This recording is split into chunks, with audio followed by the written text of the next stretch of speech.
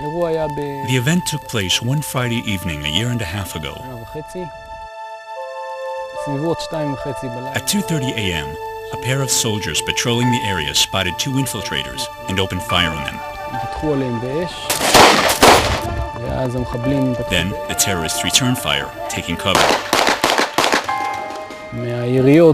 Residents, some of them armed, ran outside when they heard the shooting.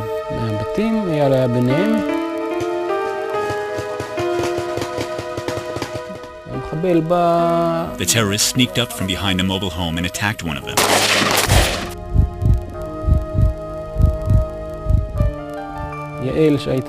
Yael, who was inside, heard that someone had been wounded, stepped outside, and the terrorists shot her by the door as well.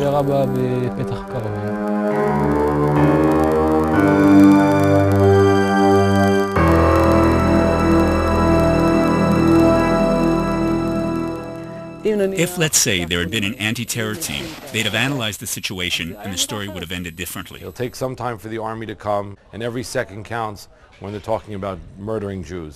If there had been an anti-terror team that was more familiar with the village's layout, they could have sealed off the area sooner and killed the terrorist earlier. It's very likely that with proper training, the losses would have been much less than 20 dead.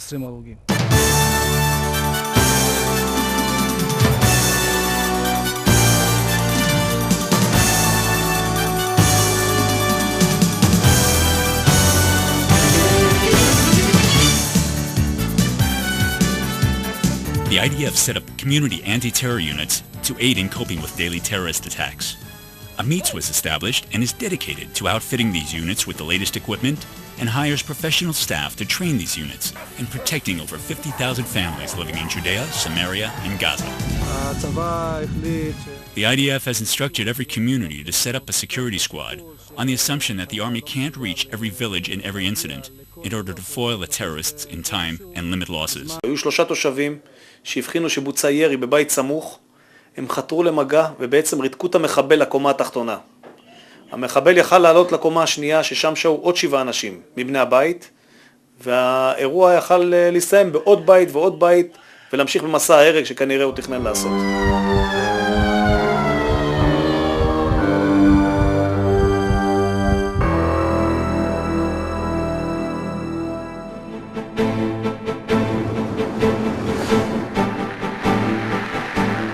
Over the last 3 years, the residents of Judea, Samaria, and Gaza have suffered cruel and unprecedented terror attacks. On the night of July 16, 2002, a packed passenger bus made its way to the community of Emmanuel. Suddenly, it came under attack by a well-armed terror cell. Suddenly, there was an explosion on the bus.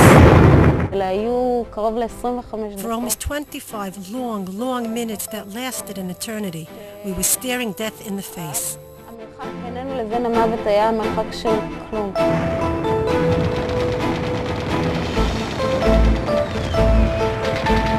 וכל פנימי אמר... We were trapped on the bus. The shooting went on and on. And then an inner voice told me to check on my sarle. I had pushed her down beneath the seat, but I saw that a bullet had hit and killed her exactly where her grandmother was hit and killed. Just above the left eyebrow. The only thing I was able to do was to pray to God and wait for death to come. On Shabbat, April 27, 2002, a terrorist disguised in an IDF uniform easily infiltrated the village of Adurah near Hebron. He entered the first home he came upon and opened fire, shooting wildly at point-blank range. I was in the room with my 3 kids. They were sitting on their beds as I dressed them for Shabbat to go to the synagogue where their father was waiting. As I finished dressing them, I looked up and saw a madman standing in the doorway. He started shooting wildly. I shouted at him, "What are you doing?" I managed to get into our bedroom, which was peppered with bullet holes. Went back into the kids' room and saw Daniela bleeding from her forehead. I'd immediately shoved her beneath the bed and said to myself, Daniela and Eliad are dying before my eyes. Eliad didn't respond either. I assumed he was also dead, since I thought he was hit in the head. Help didn't arrive because the people on guard weren't prepared to deal with this kind of situation. There wasn't a response unit to react as they should. It took them a long time to arrive. We must take effective action so this does not happen again, and if it does happen, that there should be as few casualties as possible. שיהיה כמה שפחות. In all of the incidents over the past 3 years, we had no choice but to establish local anti-terror teams that are first on the scene and can immediately take charge and deal with the challenge. We're beginning the drill. Go!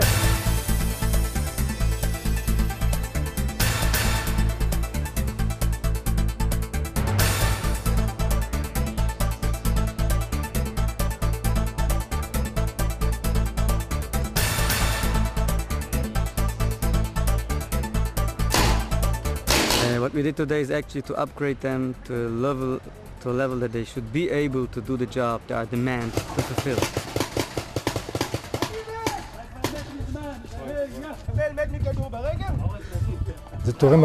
It helps a lot and it adds a lot. If only the guys could get out here once every 2 months for maneuvers and drills.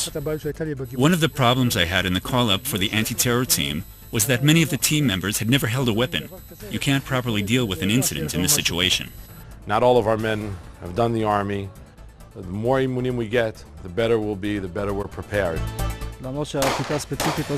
Although this specific squad is mostly made up of people who haven't served in the Army, their capabilities as a security squad are, it's safe to say, arcing upwards on the learning curve. As time goes by and their skills improve, they'll do better and better.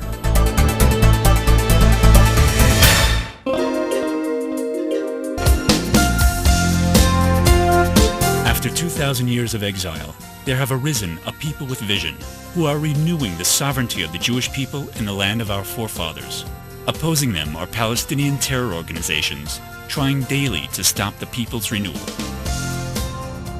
That is the prohibition of Lo Samar al Dam Re'echa, which enjoins every Jew to save every other Jew from dangerous situation. And those of you who are not able to fulfill that mitzvah bodily, but have a responsibility to fulfill it by supporting, to be able to get the training and to have the equipment to be able to defend Jewish life. Eyal and Yael were killed because their very being here was an unequivocal statement. We are here in Eretz Yisrael. The person that came to kill them did so because of their statement. There are many familiar incidents in Samaria, in Itamar, where the anti-terror team took an active part, wiping out the terrorists before the army arrived, and the outcome was better. How to neutralize, how to interdict, how to minimize casualties, how to calm the residents. We need to save as many lives as possible. Primary goal needs to be the first people and the first response to save lives of our friends and neighbors and children. We hope we'll never need to use what we've learned, but if we have to, we're ready.